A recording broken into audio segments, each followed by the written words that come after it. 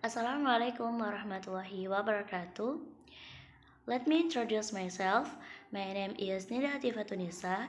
You can call me Tifa. My student number is 0509-01029. I'm from English Language Education Study Program, Faculty Teacher Training, and Education Building. Today, I would like to present my intensive reading analysis and a title, Fear and Learning, Trauma-Related Factors in the Adult Education Factor. The author is Bruce D. Perry. Year of publication on 8 June 2006. Source of the text of Arizona Trauma Institute.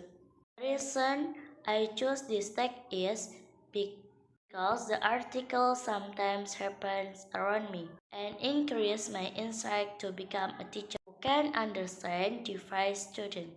An idea of the text is trauma changes the brain. Is the author aim, namely the traumatic experience that occur in children, which can influence learning as adults. The key issue is the danger childhood trauma.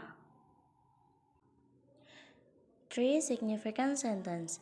Traumatic stress is an extreme form of stress. It is well known that adult learners may have experienced abuse, shame, and humiliation which can lead to traumatic stress. The second, dissociation is basically a mental mechanism in which a person withdraws attention from the outside world and focuses on the inner world. The third, a creative and respectful educator and create a sense of safety by making the learning environment more familiar, structured, and predictable. Predictability, for example, is created by consistent behavior. Next, identify the sentence types. Simple. Stress is commonly used term in both lay and professional language. Why is this sentence called a simple sentence? Because this sentence only has an independent clause, a clause that can stand alone as a complete sentence. It's well known. The second is complex. It's well known that adult learners may have experienced maltreatment, shame, humiliation in childhood, leading to traumatic stress. These sentences have independent clause because each structure consists of a main clause containing subordinative clause. This sentence is categorized as a complex sentence. The last is common. Example, threat may come from an internal source, such as pain, or external source, such as an assailant. This use activity language. The next. 5. Cohesive desire. For example, third it is the most common and familiar response to third. Use the conjunction. The second, the impact of adverse childhood experience on a host of learning-related functions and outcomes in adult life is therefore devastating. Use the linking adverb. The third, it may involve a distorted sense of time. Use the pronouns. The fourth, this defeat or dissociative response is great. Use the demonstrative. The fifth, this anxiety can then escalate. Use the temporal markers. The creation is this paragraph helps reader understand the text as a whole and connected. The result of the reference combined into one make the reader know the sort.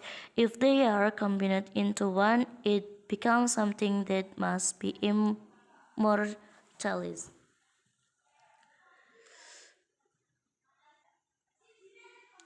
Two implied meanings.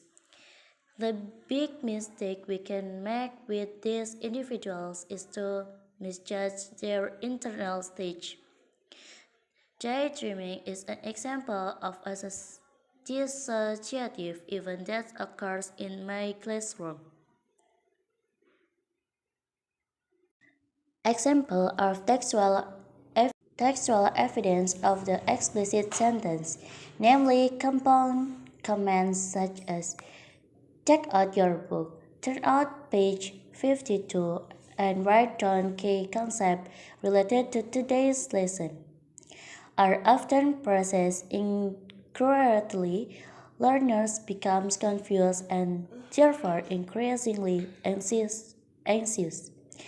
This anxiety can then increase, making learners increasingly unable to follow direction.